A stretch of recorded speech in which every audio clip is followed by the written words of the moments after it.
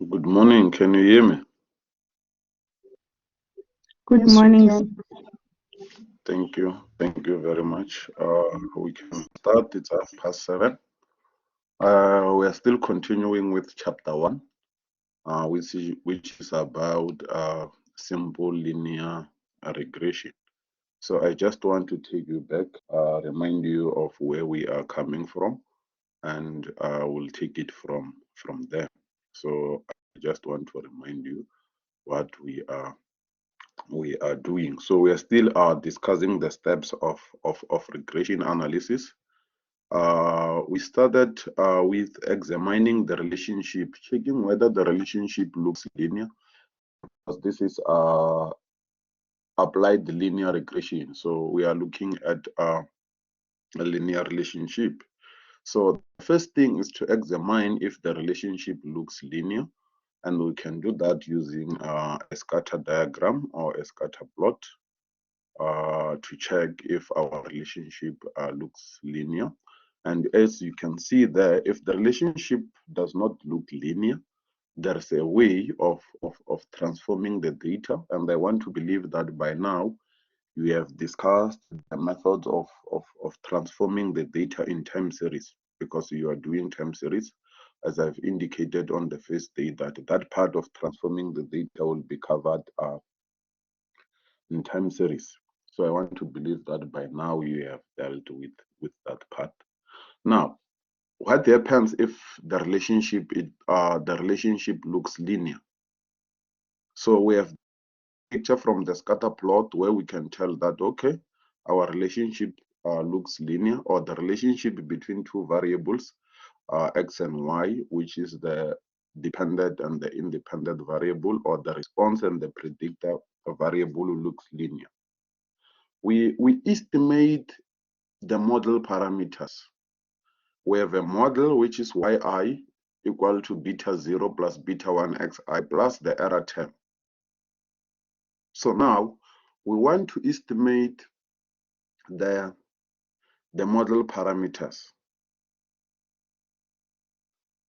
We are estimating because it is always advisable to work with a sample than to work with a large population. You know the reasons why we prefer a sample than a population. So now we go into a population, we take a sample, then we use that sample to estimate the model parameters. And we derived these estimators that are used to estimate these parameters. So we looked at two methods of estimation, which is the point and the interval estimation. So we can have an interval estimation for the regression slope or the regression intercept, which are the model parameters. And we also looked at point estimation, where we estimated the value of beta 1 or beta 0 without looking at an interval or a range of values for those parameters.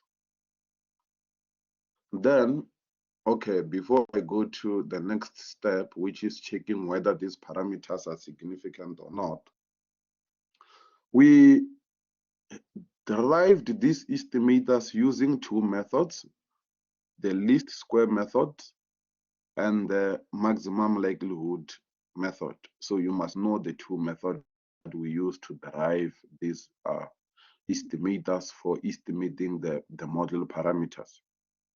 Now we have our parameters estimated. The question is this relationship significant? We can see that the value of beta 1 is here, but is this value significant? Then how do we answer that? We test. So we looked at hypothesis testing last week. And because when we were deriving the betas, beta 1 and beta 0, I explained that they are part of a linear function which is normally distributed, and as a result, they are also normally distributed because they are variables. So beta 1 hat and beta 0 hat, which are regression slope and the regression intercepts, are variables. And these variables are also normally distributed with a mean and a variance.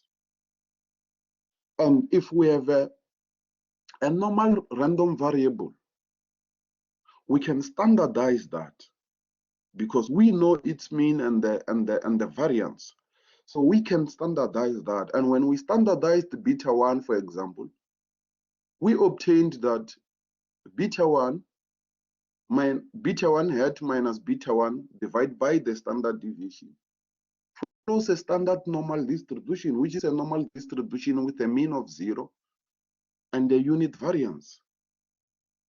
So we can use that to test the hypothesis, to test if there is a significant relationship, because beta 1 is the one that tells us about the relationship. For example, if beta 1 is equal to 0, if beta 1 is equal to 0, it means there is no relationship, because for us to determine the value of y given the value of x, we need value of beta 1, sorry.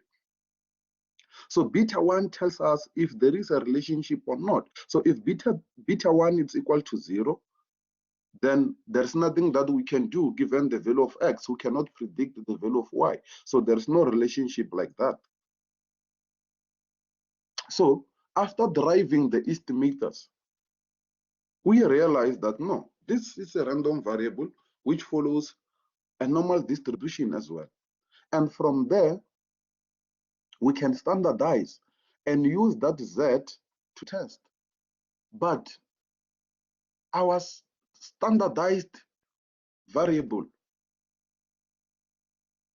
needs the population standard deviation, which is sigma. And sigma is not known because we are not dealing with the entire population, we are dealing with a sample. And because sigma is not known, what do? We estimate. And you saw how we estimated sigma squared, which is, by the way, is the variance of the random error term, which is also the variance of the response variable. Remember, the variance of the error term is equal to the variance of the response variable. So we estimated that using S squared. We also derived that using the maximum likelihood method. And the one from the maximum likelihood was biased. And we adjusted to say instead of dividing by n, we are dividing by n minus 2 because we estimated two parameters, beta 0 and beta 1. So because we have estimated 2, then the degrees of freedom should lose 2. Then it was n minus 2. So when we divide by n minus 2, then our estimator was unbiased. We're estimating the variance of the response variable or the variance of the error term. Then from there, you know from first year, when sigma is not known, we opt for student t distribution. And we went with student t distribution. So you can test this relationship now using a student t. You know the procedure. You state the null and the alternative hypothesis. You calculate the value of the test statistic. You get the value from the table. You check if the value of the test statistic is inside the critical region. If yes, you reject the hypothesis. If not, you fail to reject. You know those steps. And you can also use a confidence interval, by the way, to check if this relationship is significant. You can also test the hypothesis using a confidence interval.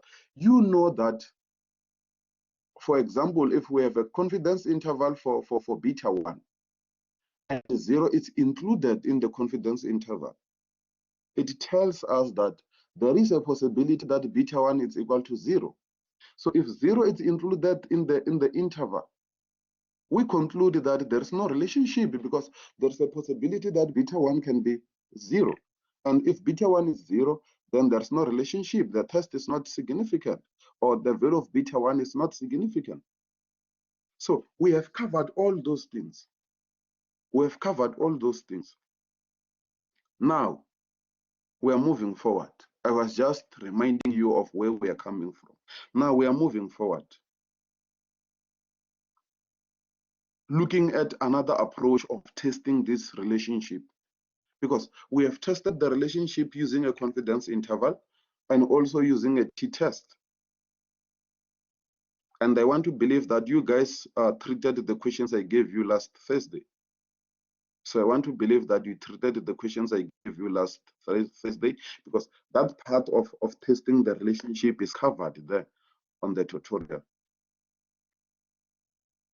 So I want to believe that. So now we're moving on to another approach of testing this relationship, which is analysis of variance. So we're going to use the analysis of variance to test this relationship. Before I proceed, is there a question? Anyone with a question before I proceed?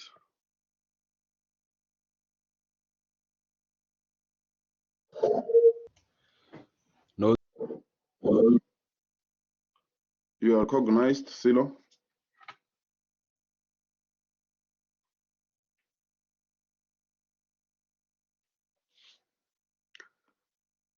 Silo, you are recognized.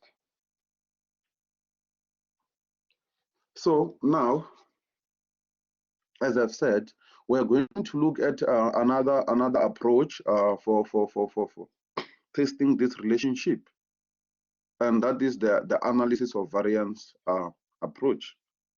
And one might ask, we're testing the relationship. We're testing if beta 1 is equal to 0. Why the variance? Why are we analyzing the variance, not the beta itself? So I believe that as we progress, that question will be answered. I'm not going to tell you the answer, but as I'm proceeding, you will find the answer. You will know why we are analyzing the variance rather than analyzing the beta itself, because we want to check if beta is equal to 0 or not. Silo, can you please lower your hand?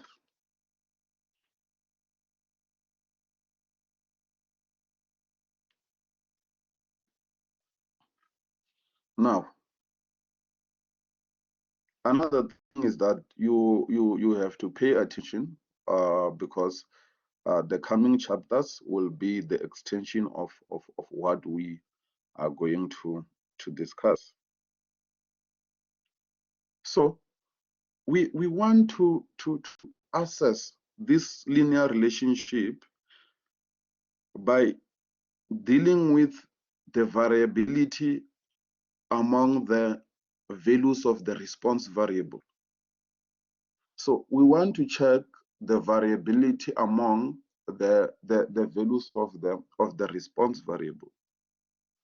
And this variability is measured by the deviations from the mean or from the means. But in this case, we have a constant mean. So we're going to have a mean of the response variable, which is y bar. And we are going to measure how the values of the response variable vary from each other using the deviations, which is the distance from the true value and the mean.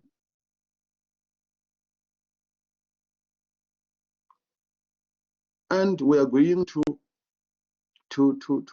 measure this variability using the total variation about the mean, which is nothing but the distance from the actual value of y and the mean squared. So the total variation is nothing but the distance from the value of y, or the distance from the actual value of y and and the mean squared. Maluleke, you are recognized. Hello, sir. Yes, go ahead. I wanted to ask if we'll be getting formulas in the test. You A will be doing formula what? sheet. A formula sheet.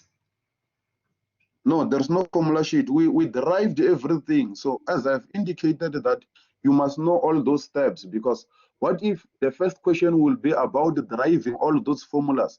Then question 2 will be the application. If you look at how the tutorial questions are structured, I'm not saying I'm going to follow that route. I'm just giving you an example.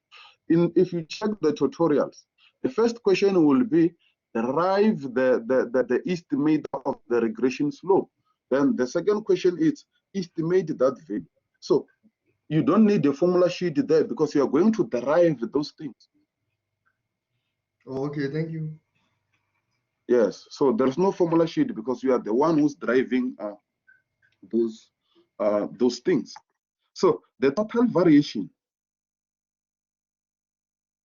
it's the distance from the actual value of y and the mean squared. So if we take the sum of these deviations, if we take the sum of these deviations, we get what is called the total variation about the mean, which is the total sum of squares. So let me go to the whiteboard. I want to give you a picture of what is these total deviations. So I want to go to the whiteboard and have a picture of what I'm talking about. Please, Malek, lower your hand.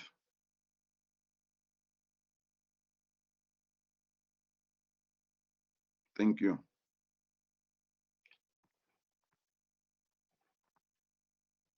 So this is what we are having.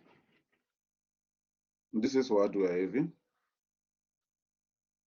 The values of x, and we have the values of y, and we have the scatter plot. You know, we're examining this relationship using a scatter plot. And these are the actual values of y, by the way, with the corresponding value of x. So we have this scatter plot, and we are going to have the mean of y somewhere here, which is y bar. The mean gives us a picture of the center of the data. So if this is the values of y, then the mean is at the center. Then we have the values of the mean here, because the mean is constant. So it's going to be like that. So these are the values of the mean. So as you can see, the actual value of y, the first one, which is y1, by the way, is below the mean. So this is the first deviation, the distance between y1 and y bar. And we have the second deviation here, and this is y2, and this is the y bar, by the way. So let me erase this because I can see it's on the same. Then we have y3 here, and we have that deviation, and we have y4. So these are the deviations that we are talking about, which is the distance between the mean and the actual value of y.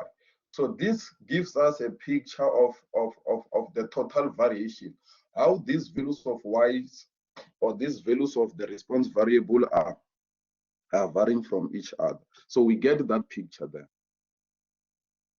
And we are saying, oh, by the way, what is the sum? What is the sum of these deviations? Can someone please help us? What is the sum of the deviations? If we sum these deviations, what is it? It's zero, sir. The sum of the deviations is equal to zero. So you must always remember that the sum of the deviations is always equal to zero. So if we want to get the total variation, we square these deviations and we sum them, and that will give us the total variation. So if we square this, we get the total sum of squares, which is the total variation of the response variable about y bar, which is the mean of y. So this is the total sum of squares. So that's how to get the total sum of squares. So if you are given a graph like this, you must be able to get the total sum of squares. You must be able to know how to get the total sum of squares, because the total sum of squares is the sum of the deviations squared. So if you are given these deviations, let me use a different color. So if you are given these deviations, which is going to be y1 minus y bar. So if you are given this, you must be able to get the total variation. You must be able to calculate the total variation. Let's go back to our notes. Now, if SST is equal to 0, this tells us that all observations are the same. So if SST is equal to 0, this tells us that all the observations are the same. So you can have that picture with the maybe 10 equal values of y. You will see what's going to happen. So if the values are the same, then the mean of those values is going to be the same as the values of the response variable, and then the difference will be 0. So you're going to sum zeros. So that's the only possible way you can have an SST of 0. And if SST is large, then it says something about the variation. There's a large variation amongst the values of the response variable. So you must know that. The objective of the analysis of variance is to partition the total variation. We discussed this when we were discussing when we're trying to find we're estimating the variance of the response variable. We partition the total sum of squares there. You are recognized?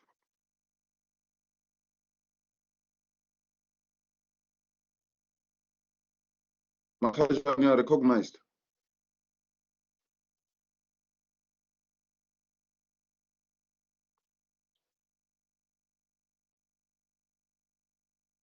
So the objective is to partition the total sum of squares, which is SST, into two parts. The first part, we want the variation that is accounted for by the model. And the second part is the variation that is left unexplained, which is the error sum of squares, by the way. So the variation that is not explained,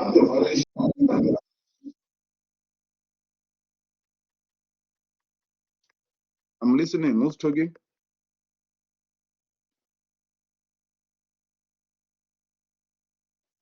So we are going to do that. So we are going to try to partition the total variation into two.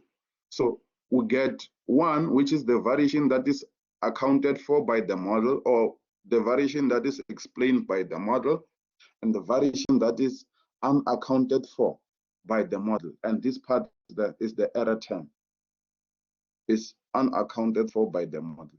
So we can write, because you can see from here that SS total is the sum of the deviations squared.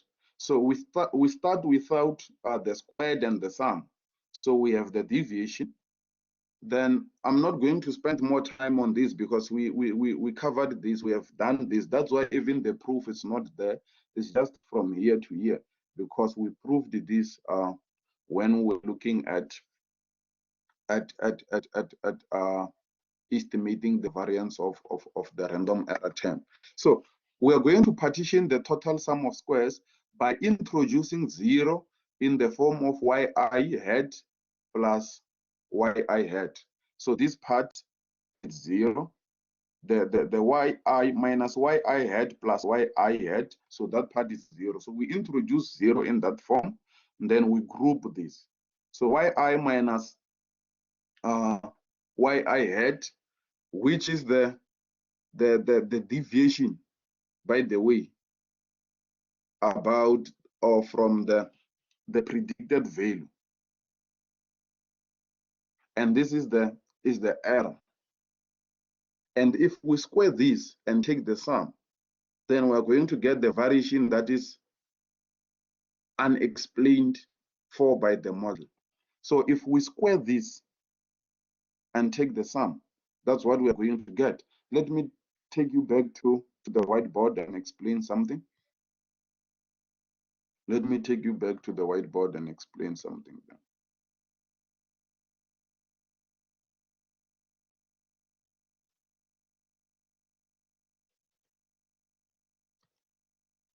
So you saw from here how to get these deviations. So we have the same picture. I will start with the errors. I will start with the errors. So we have the actual values of y going like that. We have the actual values of y, and then we fit the line. Remember, this is y hat I, which is equal to beta 0 plus beta 1 xi. And these are the true values. So this is y1, this is y2, we have y3, y4, y5, y6, y7, and so forth. So you can see this is the true value and this is the predicted value. So the difference between the true value and the predicted value, and that gives us our first error. Then this one is the difference between the true value and the predicted value. Remember when we were estimating, I said we have to get the values of beta or the betas that are very close to the true values. So we have these errors, and now we want to measure the variation which is unexplained for by the model. And how do we get that? Because the sum of these errors, by the way, is also equal to 0. We proved that the sum of EIs is equal to 0. So if we sum these or we square them and sum, we're going to get the total variation that is unexplained for by the model, because we have these errors. So these are the values that are unexplained for by the model. So it's the error sum of squares. And we have, can I erase this? Yeah. Thank you. So we have this one as well. We have our y bar, and we have our model. So this is y hat, and this is y bar. Don't confuse them. And we have the true values. But in this case, let me not even use the true values and just stick to this. So you can see here is the difference between the predicted value and the mean of y. And we can have here the difference between the second predicted value and the response, or and the mean. And here we can have y3, then we have y4 hat like that, and y5 hat and y6 hat. So this is the difference between the mean of y and the predicted values. So this is the difference between the predicted values and the mean. So this is the variation that is accounted for by the model. So this is the variation that is accounted for by the model. So we square this. And if you look at this, you will realize that this is SSR. This is the regression sum of squares. So this is the variation, the total variation that is accounted for by the model. So if you are asked to calculate the variation or the total variation that is accounted for by the model, then that is SSR. And this is equal to beta 1 hat SSXX, or beta 1 hat SSXY. So this variation is accounted for by the model. So we have these graphs to picture how these values are vary from each other. Now let's go back to the notes. Then from here, I'm not going to repeat this, by the way, because we covered it here. Let me just take you back in case you forgot, so that you can know what I'm talking about. So we proved that part here. And I also give you an exercise here to go and show that the middle part is equal to 0. To go and show that the middle part is equal to 0. And there's one person who have been consulting since last week about that middle part. And that the advice that I can give the person now is that the middle part there that we're supposed to show that it's equal to 0 is this part. It's the fourth property of the fitted regression line, because we have been trying with the person. I've been trying to correct the person that no, this is not correct. Go and do it like this and that. But if you did not get the picture, look at the proof of this. You will see. And remember that the middle part is going to be, or I will write it down when we are done. Let me proceed because of time. Let me proceed with this. I will assist you. Now, we have partitioned the SS total into SSE, which is the error sum of squares, and the SSR, which is the residual sum of squares. So I explained that the error sum of squares measures the variability that is unexplained by the regression model. And the regression sum of squares measures the variability that is accounted for by the regression model. So now, you know, when you construct the ANOVA table, you need the SS total, SSE, and then the SSR. So now we have this. We can go to our ANOVA table. So we have the source of variation. So we have the first one, which is SSREG, the variation that is accounted for by the model, SSREG, and the sum of squares is calculated by SSR, as I've explained earlier, and there's the formula. Then we have the variation that is unexplained for by the model, which is the error sum of squares or the residual sum of squares. And that is given by SSE, which is calculated using this formula. And we have the total sum of squares, which is the total variation.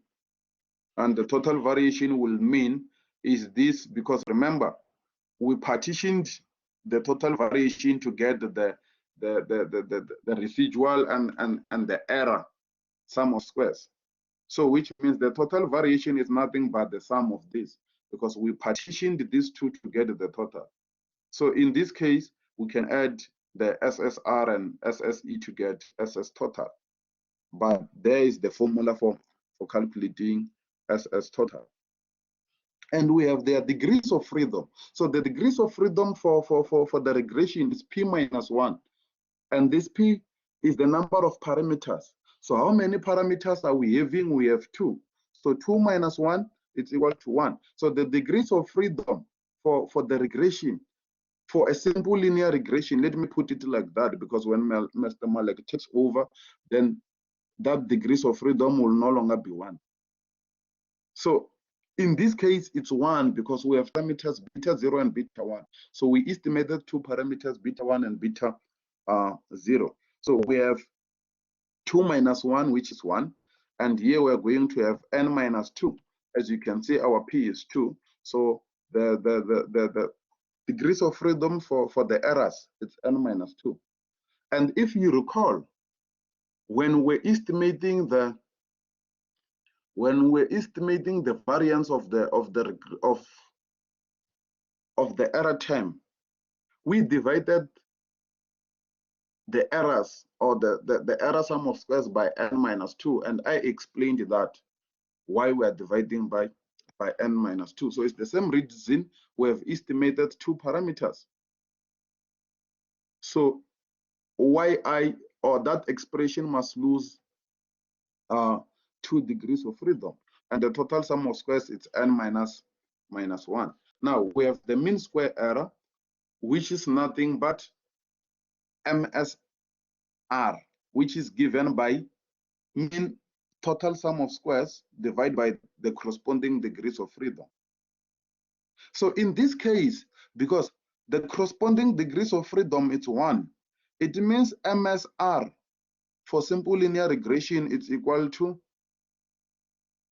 SSR.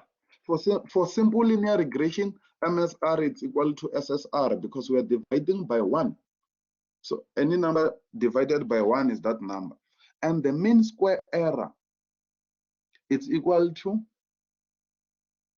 SSE, which is the error sum of squares divided by the corresponding degrees of freedom.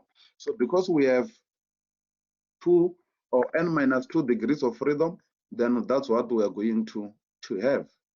And we have our F ratio, which is the MSR divided by MSE. Now we have the F value. We can compare it with the F tabulated and make a conclusion whether there is a relationship or not, whether beta 0 is equal to 0 or not. So here we are just explaining that the last column of the F ratio is given by this. And as I've explained that MSR is the same as SSR because we are dividing by 1 degrees of freedom. And MSE, it's S squared because this is SSE divided by n minus 2. And if you go back, you will see that from here, you will see that MSE is nothing but S squared. So if you have the mean square error or you have S from the variance of the error term, so that S is the same as that one in the ANOVA table. Or if you are given an ANOVA table, and you want to estimate a confidence interval for beta 0 or beta 1, you don't have to go back and calculate the value of S. You can take that MSE, because that MSE is nothing but the standard deviation of the, or the estimate of the standard deviation of the error term. Is it clear? Is it clear? Yes, sir. Yes, sir. And that ratio follows an F distribution with P minus 1 and N minus P degrees of freedom, because the F requires 2 degrees of freedom. So we have the P minus 1, which is 1, by the way, and N minus P, which is N minus 2. So you can compare the calculated with that tabulated. Now, this will explain why we are using analysis of variance to test the betas, is this part. We proved that the expected value of S squared is equal to sigma squared. We showed that this is unbiased, if you recall. We showed that this is unbiased. S squared is unbiased. The S squared that is divided by N minus 2, by the way. Don't confuse it with the one we derived using the MLE, because the one we derived using the MLE was biased. Now, it can be shown that by the way, we have showed this, but it can be shown that the expected value of MSR is equal to sigma squared plus beta 1 at SSXX. We proved this. I'm not going to prove it. If you forgot, go and try it. Go and check the expected value of MSR. I'm not going to do it because we did it here. I want to take you back. What's that part? It's here. When we were checking that S squared is unbiased, we derived, or we found the expected value of SSYY and also the expected value of beta 1 had SSXX, and beta 1 had SSXY, by it, I mean it's MSR, which is SSR. So we calculated the expected value of this part, which is SSR there. If you recall, that day I said we are going to find the expected value of this, we find the expected value of this, we come back and combine. So we covered that part. So that day we managed to show that the expected value of this expression is equal to this, because I don't want to prove things that we covered already. So those who were not with us, please go and check the recordings or go and try it. So if the expected value of this is equal to this, what does this tell us? This tells us that if we test the hypothesis and find that beta 0 is not, beta 1 is not significant, the test is not significant, which means beta 1 is equal to 0, then this part is going to disappear, because if beta 1 is equal to 0, then this part is going to disappear. And if it disappears, it means MSR will be equal to sigma squared. And that will be the same as the expected value of the MSE. So if beta 1 is 0, the expected value of MSR is the same as the expected value of MSE. And if that is not the case, then this expected value, as you can see, is going to be larger than the variance, because it's going to be the variance plus this part. And this part will always be positive, because this one is beta 1 squared, and this one, you know, it's xi minus x bar, or summation of xi minus x bar all squared. So that one is also positive. So it means we'll be having the variance added by a positive value.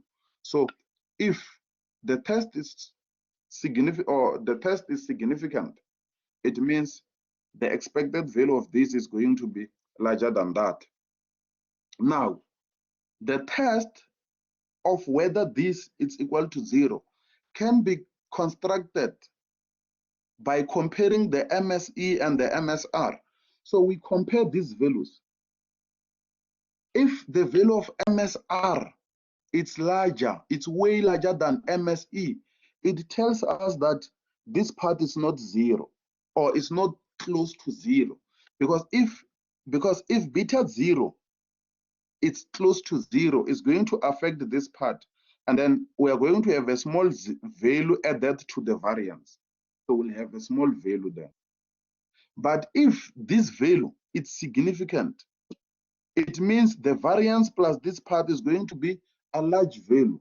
So we can make that hypothesis from there, that if the ratio it's very close to 1, it means beta 1 is equal to 0. But if the ratio is not close to 1, it means beta 1 is not equal to 0. Is it clear? Is that clear? Can you come again, sir? Now, we want to remember, we said this is analysis of variance. And then I said, the question would be, why are we analyzing the variance instead of analyzing or studying the beta itself? Because we want to check if this beta is significant. So we have these results here, which tells us that the expected value of the mean square is equal to sigma squared. And the expected value of the mean square regression, it's equal to sigma squared plus something. So we are saying if beta 0 is equal to beta 1, it's equal to 0, it means the expected value of MSR is going to be sigma squared. So if beta 1 is 0, it means we're going to substitute here by 0, and it will affect this. So this part will disappear, will be equal to 0. So MSR, expected value of MSR will be equal to sigma squared. And this is equal to MSE. And the ratio of those will give you 1. These are the variances, by the way. So we are studying these variances. So these variances, when these variances are the same, it tells us, oh, when the expected values of these two guys are the same, it tells you that beta 1 is equal to 0. So if the expected value of MSE is equal to the expected value of MSR, it tells you that this part is 0. And for this part to be 0, it means beta 1 must be 0. So there's no relationship there. That's what we are saying. So we are saying if the value of MSR is large, So, if the value of MSR is large, it means this part is not 0. Because if this part is 0, MSR must be equal to MSE or must be close to each other. So if the value of MSR is substantially large, it tells us that beta 1 is not equal to 0. I'm listening. You wanted to say something?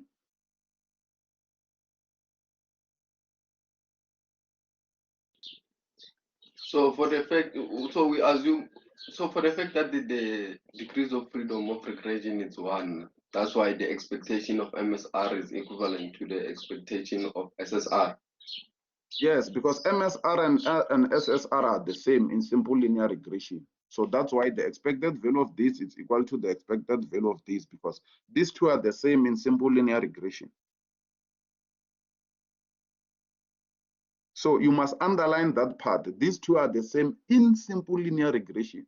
So in multiple linear regression, this is not going to be the case. So the expected value of MSR will not be equal to expected value of SSR. But now we are still in simple linear regression. So let me not confuse you with multiple linear regression.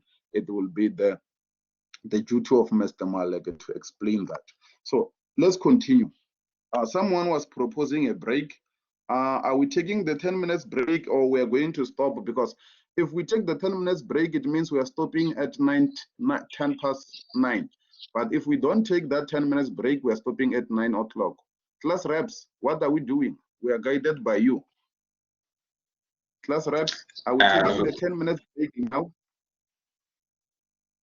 Class reps, are we taking the 10 minutes break now, or we'll stop at 9 o'clock? Break, sir.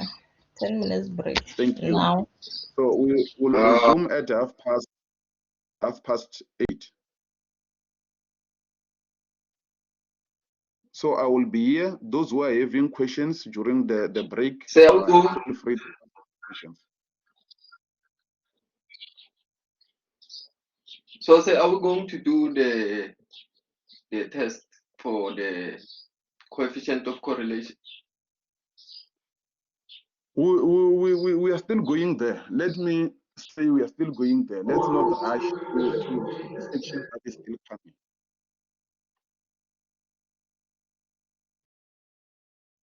I don't want to confuse people. That's why I'm saying let's wait for that section to come, then we'll discuss that. But by the end of today, you must be done with chapter 1. So when we come back in the afternoon, we have to make sure that we finish this chapter so that we can start with chapter 2 next week, because the scope of test 1 will be chapter 1 and chapter 2. And by the way, you are writing your first quiz next week, Friday. So please prepare for that. The quiz contribute about 15% to your semester mark. So 15% is a lot. Someone will be coming with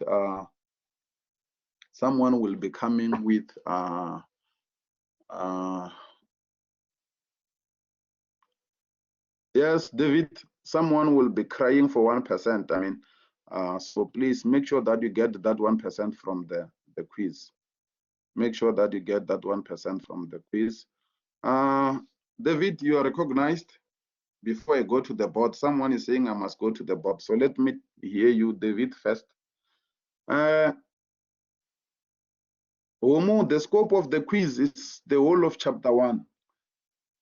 So the scope of the quiz is the whole of chapter 1. Let me go to the whiteboard as requested by Matlala. So guys, I will try by all means to call you by surnames, but if I fail to pronounce your surname, please understand I will call you by your name, because I don't want to offend people. I know there are people who get offended when you mispronounce their Matlala here, their surnames or names. So forgive me in advance.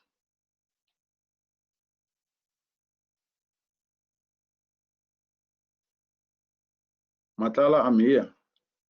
You are saying nothing. I also want to take a break. So please ask if you have something.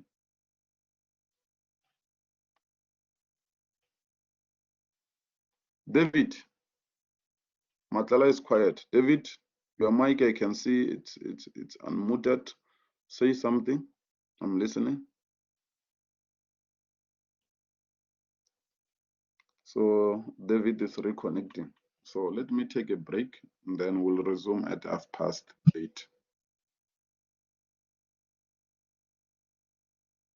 I don't understand. Matlakala, I don't understand when you say what is the structure of the quiz. Can you please elaborate? I don't want to. Are we going to scan, or are we going to find multiple choice questions? I don't know yet, but the chances are that you are going to scan, but I will see. I will see. Because I'm still preparing, so it will depend on the types of questions that I will be having, and I will take that decision when I'm done with the questions. But I'm preparing. The chances are that you are going to scan. But as I've said, if you did not do your part, which is to study, and it will be tough. Let me put it like that. It will be tough.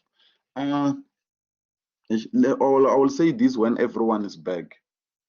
These things of what you guys were doing of memorizing the proofs and stuff, it's wrong.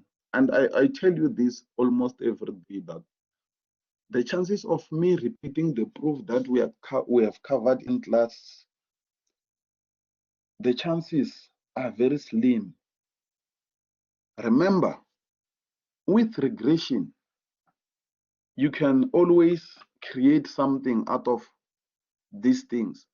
If I give you the full model as beta 0 plus beta 1 xi plus the ei, then we have a situation where the intercept is 0. You must be able to deal with that. You must be able to estimate the model.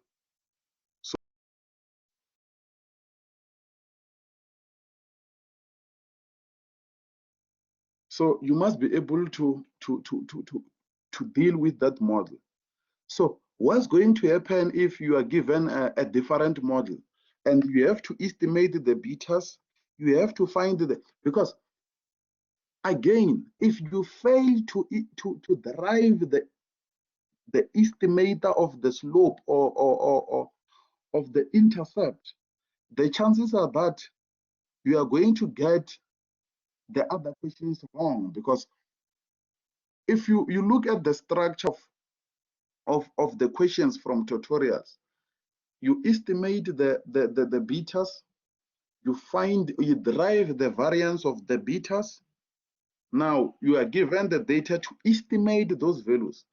So if your estimator is wrong, the variance is going to be wrong.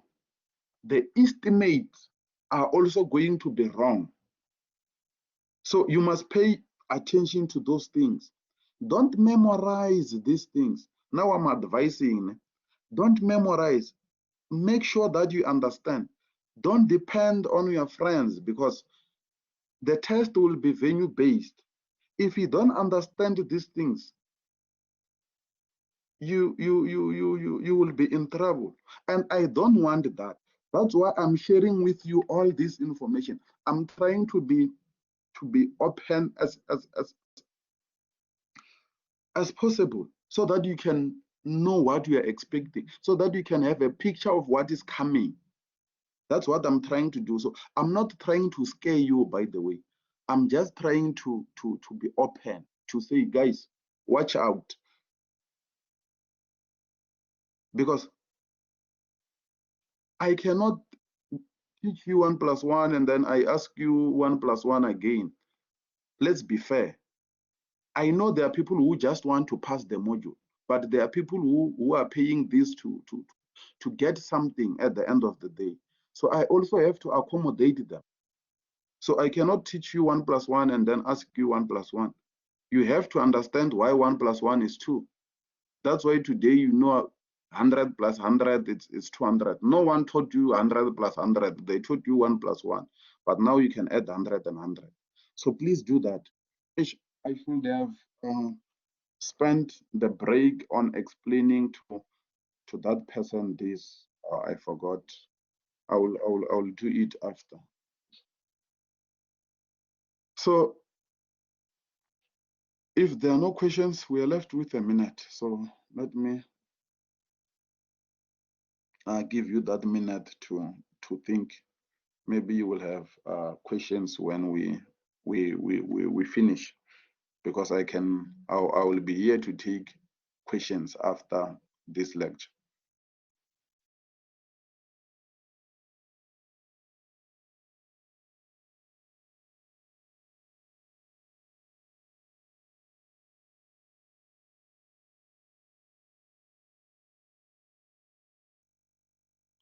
Now I'm back. We can continue. It's 8:30. So let's continue. So this part, I want to believe that is clear. The one of testing the relationship using the variance. That part I want to believe that is clear. Now, let's go back and look at this F statistic obtained from the ANOVA table, which is the F ratio. And as you can see, the F statistic obtained here is the square of the T statistic. Remember, maybe let me go to the whiteboard and explain this. I think it will be better if I write these things down. I think it will be better if I write them down. Makubelo, welcome.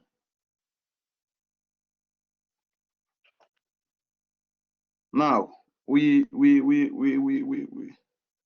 are told that this F, which is MSR divided by MSE, which is SSR, by the way, because MSR, it's as I explained before the break, that MSR, it's SSR divided by 1, so that will give us, and the MSE, we agreed that it's S squared.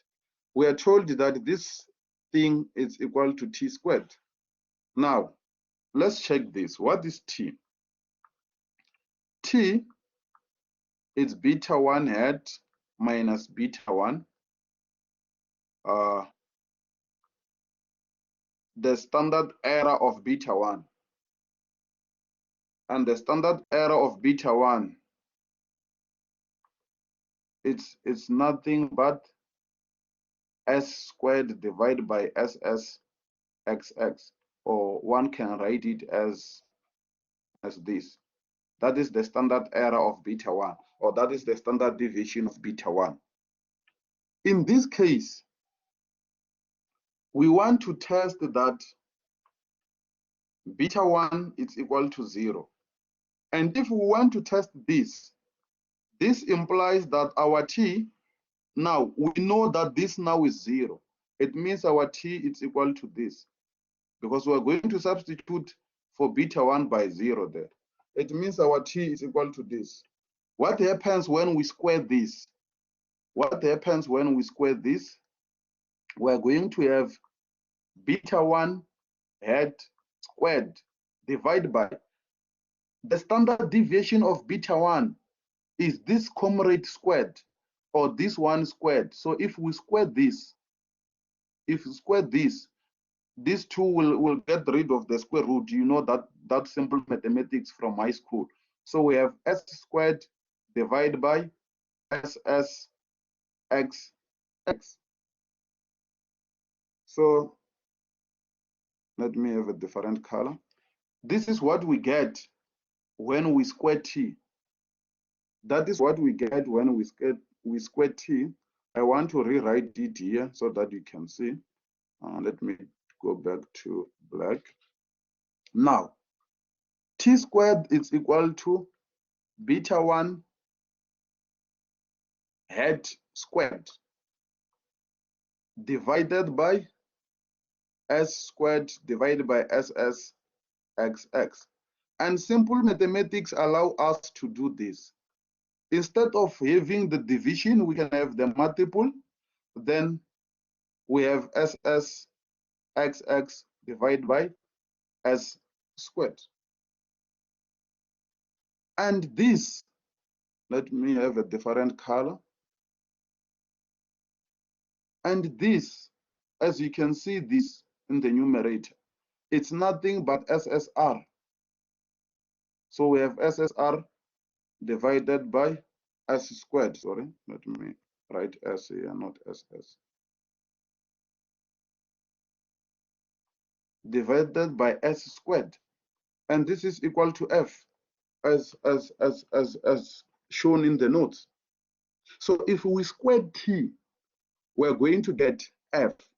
So that is the relationship between T and F. So if we square F, we're going to get, if we square T, we're going to get F, which means if we take the square root of F, we're going to get T. But remember another thing, because I know people like memorizing. you know that f is equal to plus or minus the square root. It's not just the square root, it's plus or minus. So it can be minus, it can be plus. What's going to guide you whether the value is minus or plus is the value of beta 1. If the value of beta 1 hat is positive, it means the square root of f is positive. If the value of beta 1 is negative, it means the square root of this will be negative. Is that one clear?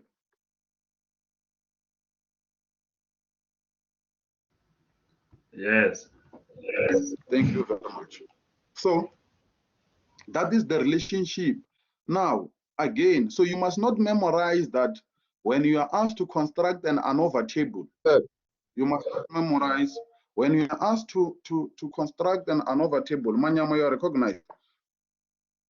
Can you please go to the whiteboard? I think I saw something there, but I just want to see if it's correct or what, because I think I'm arguing with my brain like now.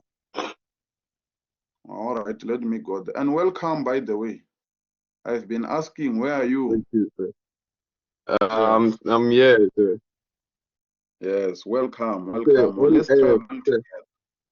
Yes. on F, sir, you said T squared is equals to F, and there I Yes. see F is equals to plus minus the square root of T. I don't get Yes. it like now. Sorry. Thank you for that. Thank you. Let me do this. Re-explain this. Let me re-explain this. Thank you for that. It's simple maths again. I wanted to say that if you have F, you can get T, because let me take you to, oh, it's fine. I don't even have to go to the ANOVA table. Let's say you have F and you want to perform this. What is this? You want to perform hypothesis testing using T. You have F. And you know that F is equal to T squared. So my mistake was here. So it means if you square the value of F, you can square this. So the square root of F will give you plus or minus the value of T, plus or minus the value of T. That was my mistake. So the value of, so I took T that side and F this side, sorry for that. And if that is the case, or if this is the case, for you to decide whether it's positive or negative, you will be guided by the value of beta 1 hat. Is it clear? So can you repeat? Manyama, you answered. I saw that you made a mistake, so I wanted you to Yes, clarify thank for you. students not to Thank make you. the same mistakes. Thank you very much. Thank you very much. Let's go So back can to you the notes. repeat? We are saying F is equal to T squared. F is equal to T squared. So if you are given F, how do you get T? If F is equal to T squared, you want T. Let me go back to the whiteboard.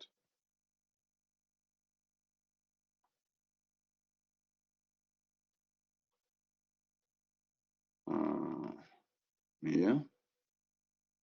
You are given F. How do you get T?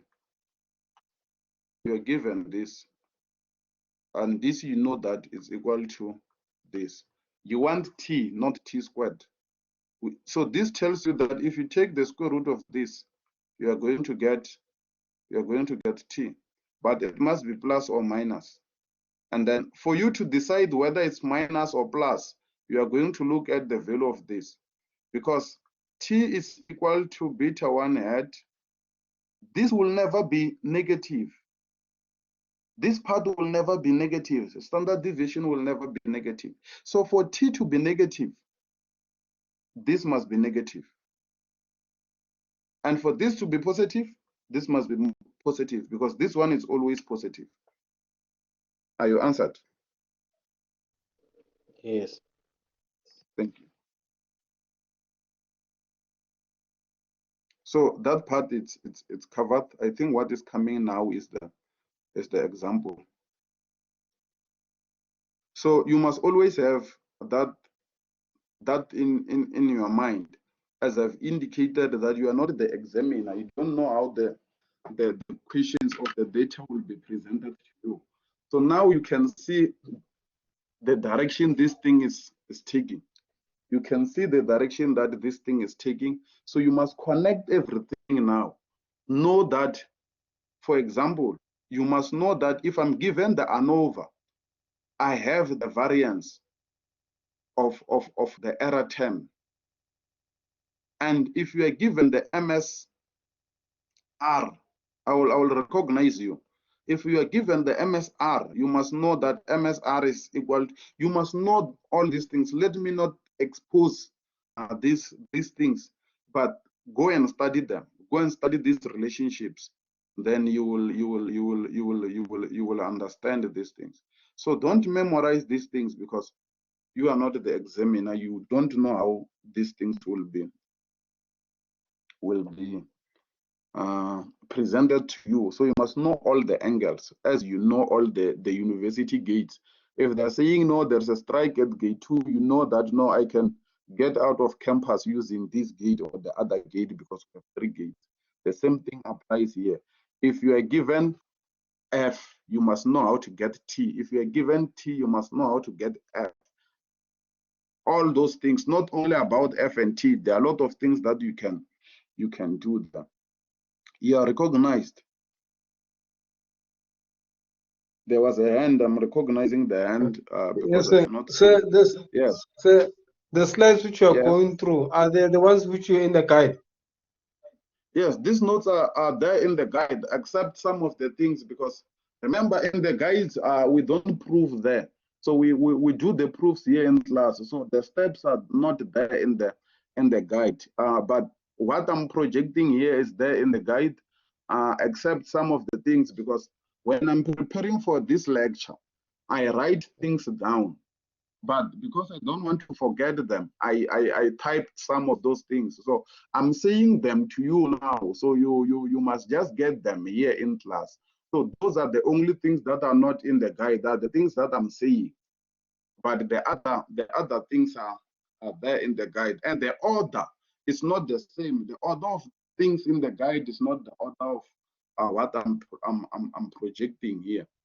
So that's another thing. So don't be confused, because you will see that in the guide, the last page of chapter 1, the last page of chapter 1 in the guide is this, but not here in the notes, because we still have to cover the correlation. And in the guide, the correlation comes before this. So don't be confused. If you pay attention to those things, you will see that no, they are here. It's a matter of how they are written there. I hope you are answered. Well, that's it. Manyam. Hey Sham, I am having a problem. Like, say, I want to ask this one based on when we're answering questions, like when you are given the simple data. When you are given the Yes. simple data, we know that we have to find the summation, maybe the summation of y I squared. I know Yes. if you use the table, are you going to mark the table, or you are just going to mark the final sum value, which I can obtain using Now let me explain something there before you can proceed. Your question is whether I'm going to mark the table if you use the table, and as I've said, you don't know how the questions will be asked. So I'm not in a good position to answer that, because you don't know how these questions are going to be posed to you.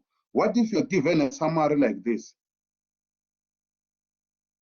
And you will be guided by the question. If we say find SSXY, and you use the table to find that, Then I will go to the table and search for that value that I'm looking for. So the procedure that you are going to use, it does not matter. You will be guided by the question. So if we want SSXX, for example, and you use the table to find that, oh, let me project the whiteboard and explain something so that you can see.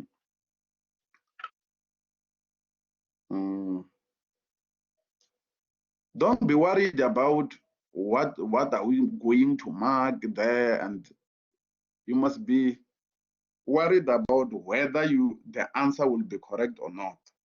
So the thing is, if we say, for example, find beta 1 hat, we know that beta 1 hat is given by this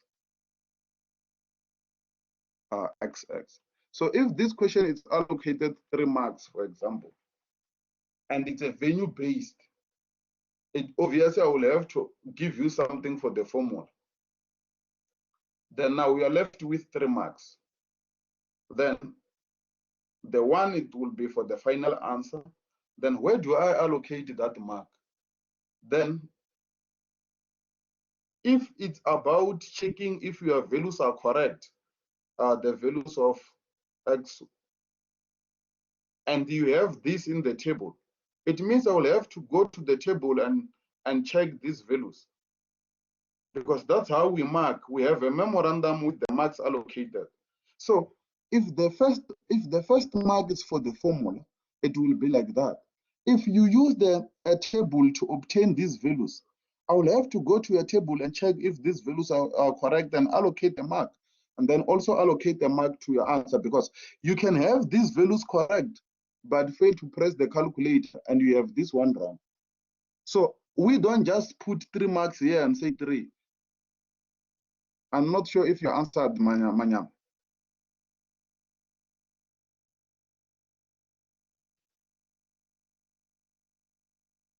Manyama, you answered.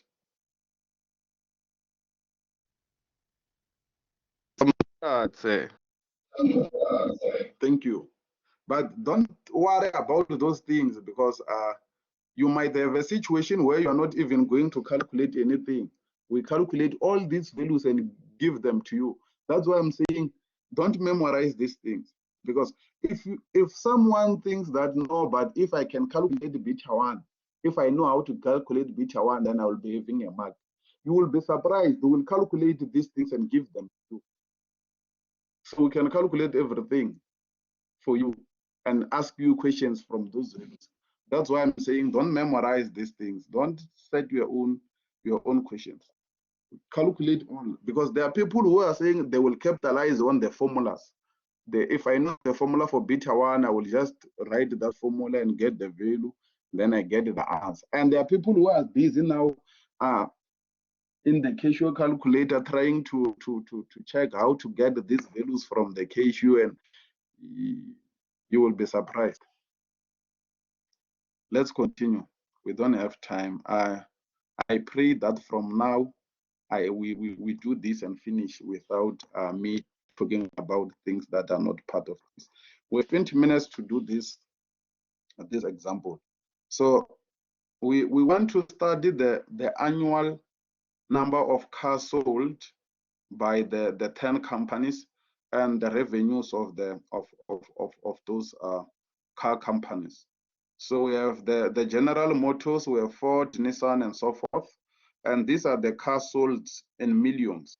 So General Motors are selling 8,149 million cars annually.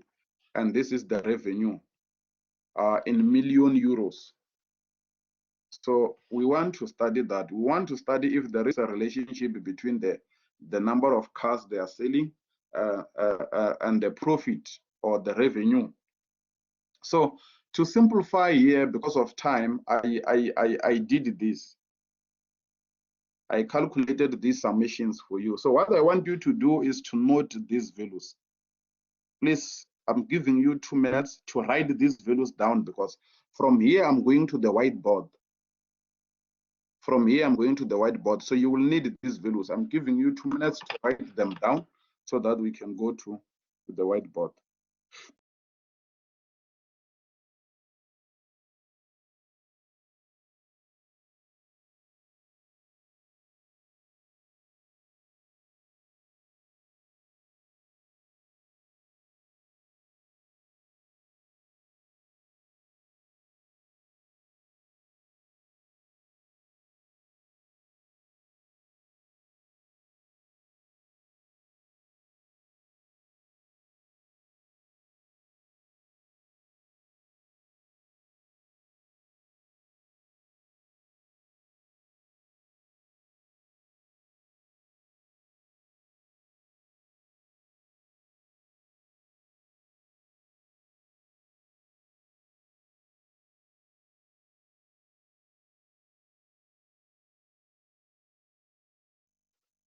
Smanga, are you here? I saw you joining and leaving. Are you here?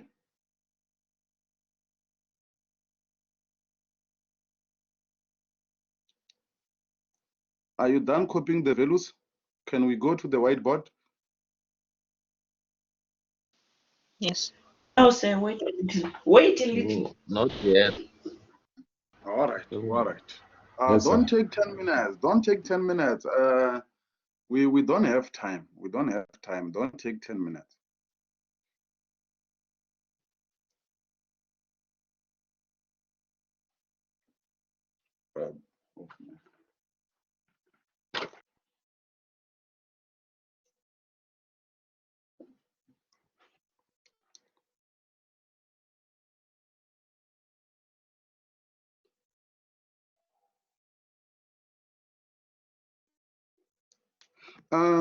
There are people who are sending or who are consulting during the weekend.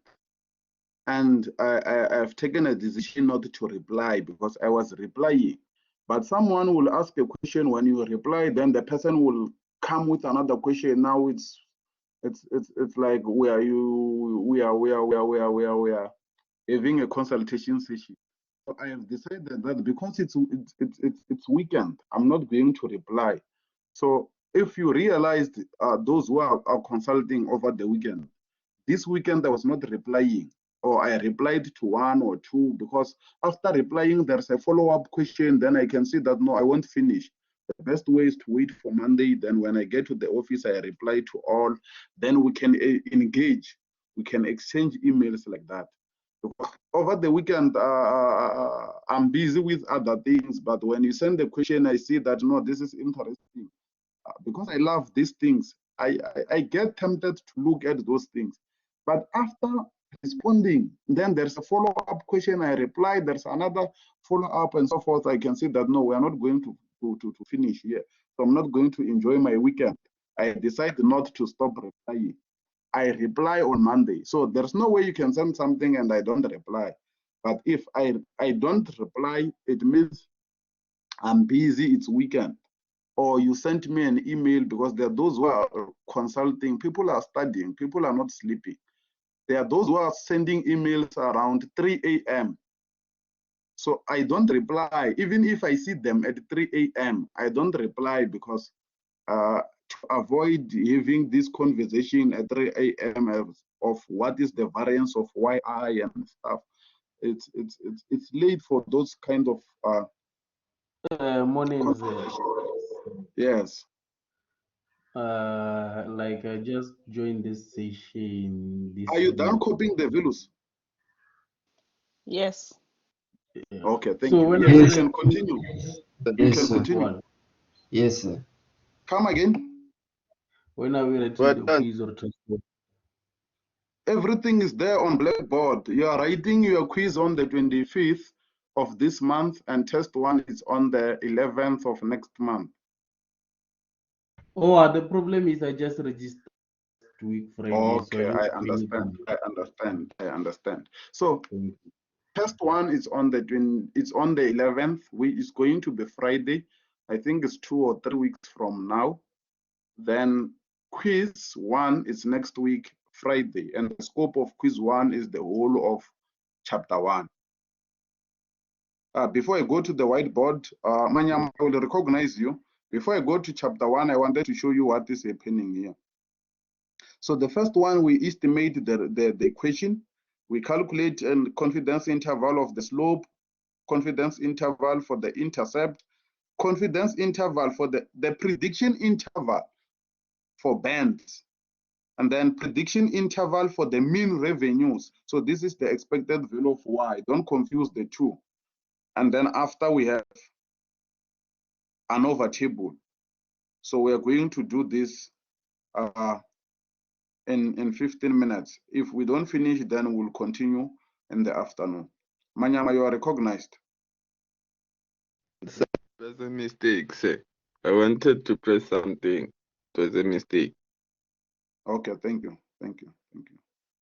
I thought maybe I made another mistake, so I wanted to say today I'm full of mistakes.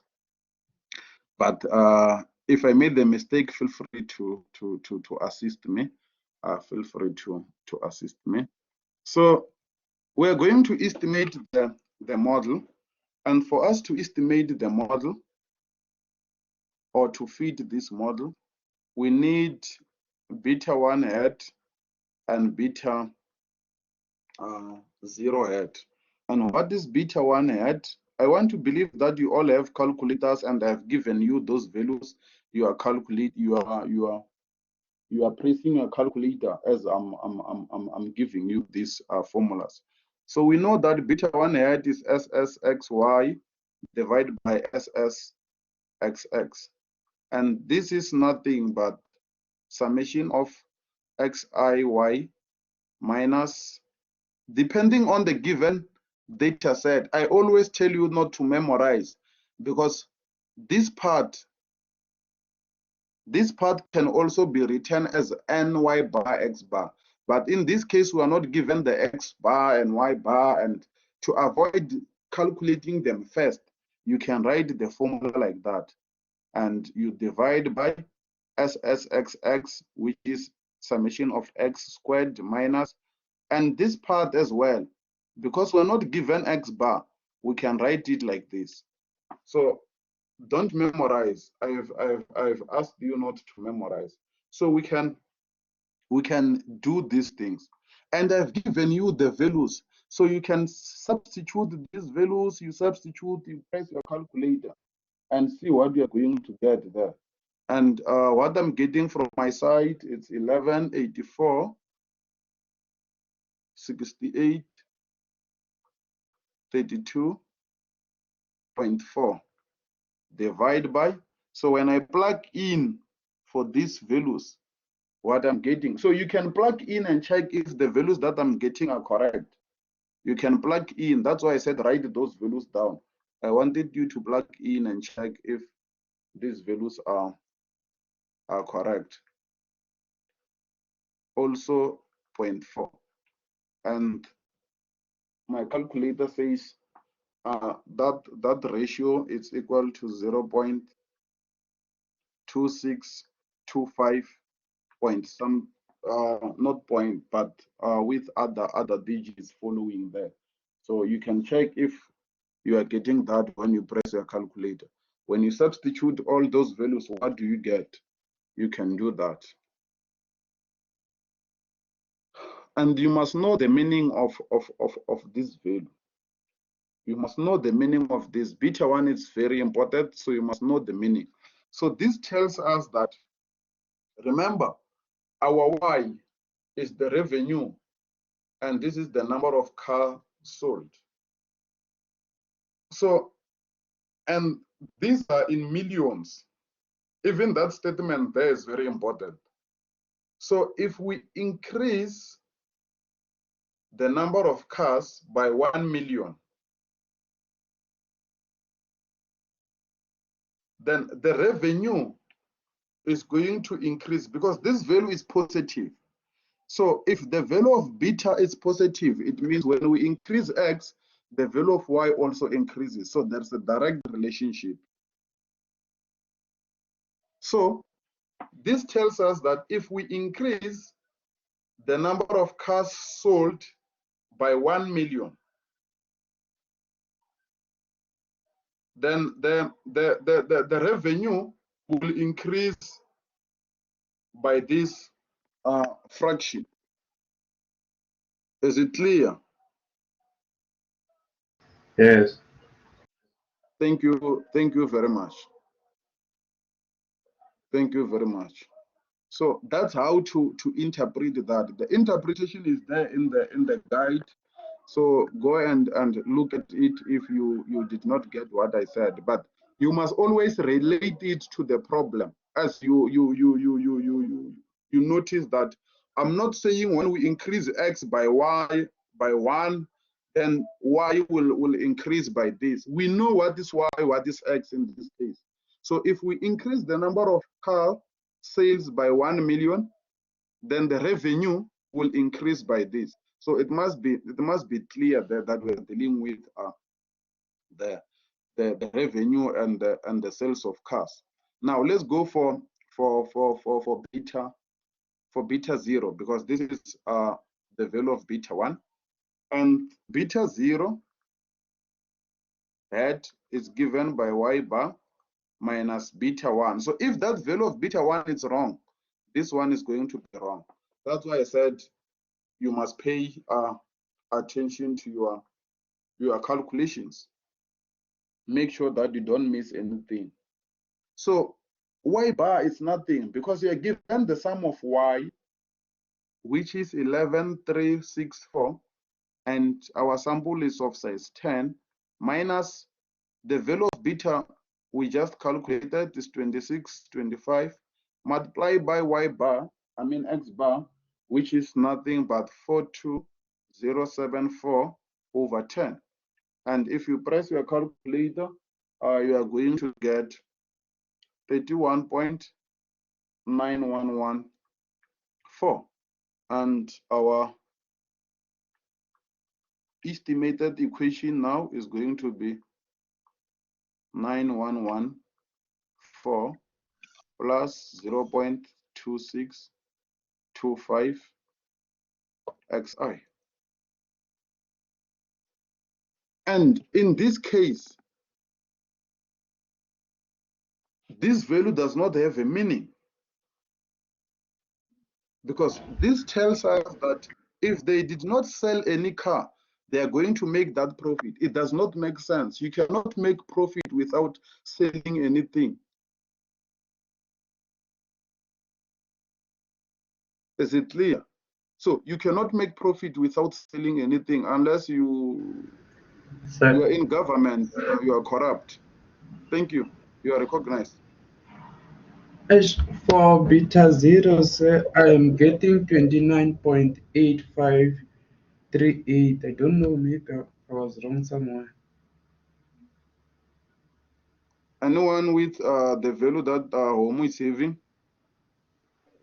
No. So check your calculations. Sir, can you Check your please calculations. repeat the interpretation of B0 again? Beta 0 does not have a meaning. Remember I said beta 0 does not always have a meaning. So in this case, it does not have a meaning. So there's no meaning for beta 0, except that is the intercept of the model. So it does not have a meaning. Yes, Matato? Sir, Yes. you are saying beta 0 doesn't have a meaning, right? Yes. Let's say in a test For or this in an exam. problem, it does not have a meaning. Yes. Yes. I understand. Let's say in a test or in an exam, we find out that beta 0 doesn't have a meaning. Should we interpret or we just leave it like that? If it doesn't have a meaning. Because if it does have a meaning, Why would you right? interpret it But if it does not have a meaning? Should we still interpret it? Why would you interpret it if it does not have a meaning? Oh. So you might make You us get wrong. it. That's why I'm asking. Repeat that statement. What you just said. You said what? Eh? You said something in your last statement. Can you please repeat it? You might mark us wrong. How do you know? You might mark us wrong if we don't interpret it. That's why I'm asking. That's why I'm asking. But No, like That's what I'm I don't asking, sir. understand. Like, should I we don't interpret it understand why or you should guys we are you just leave panicking. it? I don't understand why you guys are you panicking, because I'm the one who's telling you that this does not have a meaning. So if it was supposed to be interpreted, I was going to tell you that no, this is how to interpret it. So if you are given beta zero, Okay. which does not have a meaning, and they say interpret, then you will say it that no, it does not have a meaning. You cannot interpret something that does not have a meaning.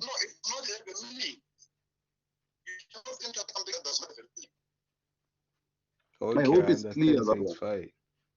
Thank you. Sir, Yes. on that one, where I got it was 20 something. I made my mistake because of rounding. So if I mistakenly did that on the exam, will you mark me wrong? Maybe for beta I zero. think let me answer that one. The instructions are always round off the final answer, is to avoid those kind of things.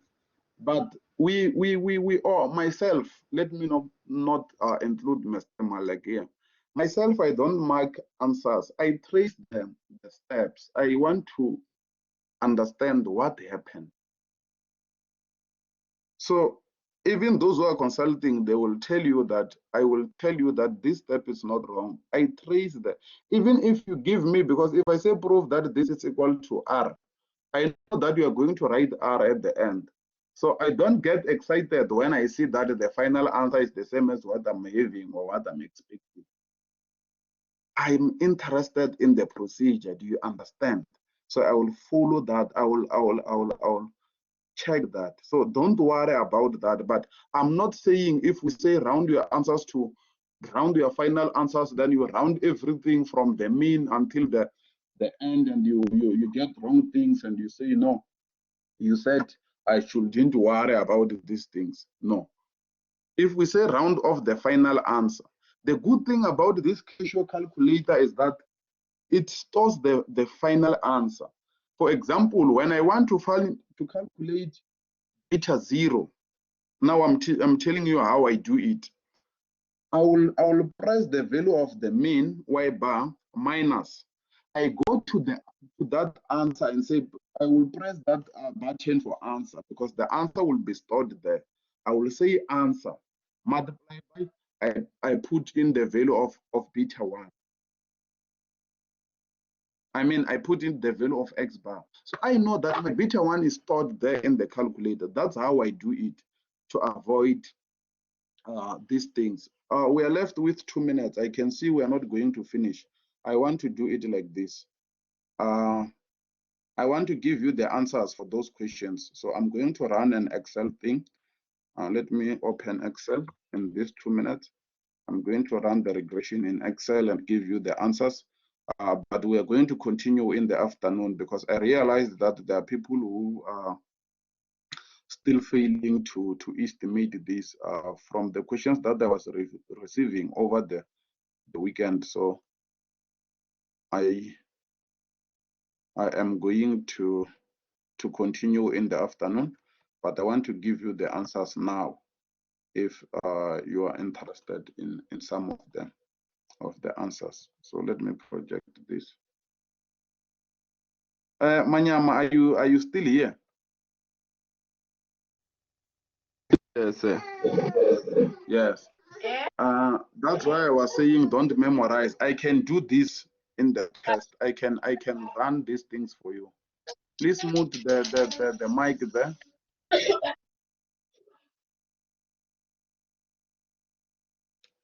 So I believe you can all see what I'm doing. So this is regression, and here we want the value of y. So the values of y are the revenue. I highlight that. The values of x are the number of sales. So I highlight that. So the labels is because I have indicated that car sold in millions and what. So the labels we are referring to that. So if I did not highlight that part of the labels, I was not going to tick here. And I also want a confidence interval. This is chapter 2, so we are not yet here. I'm not going to entertain the bottom part of this. So we'll just say, give me my answers here. Yeah. So I want my answers here. And say, okay. So these are the results. So if you look at this ANOVA table, Homu, the value for beta 0 you can see is 31.91135.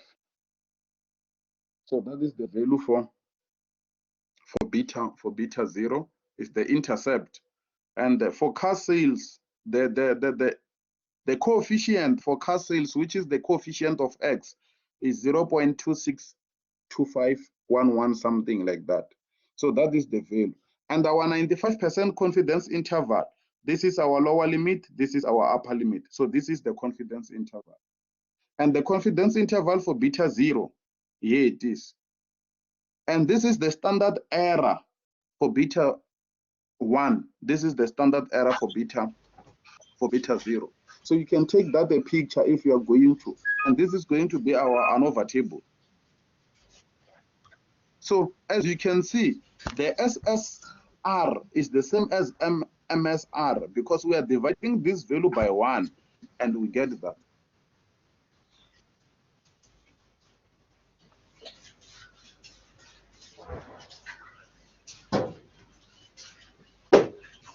So we are going to stop here. 12 past. We are going to stop here. We are going. Please mute your mic. We don't want to hear the things that you guys are discussing there. Please, please, please, please mute the mic. Sir, Yes. so this summary output, is it for regression analysis? Ne? Yes, this is for regression analysis. As you can see, we have the ANOVA table that we were busy dealing with today. There is the ANOVA. So if you can take the values that I gave you, the data set, and you estimate or you calculate those values, the SSE, SSR, SST, you must get those values. And when you calculate the betas, as you can see here, the beta 0 that we just calculated is still the same as the one that we obtained from the output. And even this one is the same as that. So that's why I was saying to Manyama, then memorize. I can give you this output in a test. You must be able to explain what's happening here. You must be able to know what is this value. What is this value? When we say this is the T statistic, you must know that the T statistic is nothing but the coefficient divided by the standard error from the formula, because T is equal to beta 1 head divided by the standard error of beta 1. So this is the standard error of beta 1. If you divide this 0.2625 by 0.03, it must give you 6.68 something. So you will see in the afternoon, we are going to continue calculating or answering those questions. So here I was just giving you the answers so that if you want to continue solving or answering those questions, at least you have a picture of the answers that you must obtain there.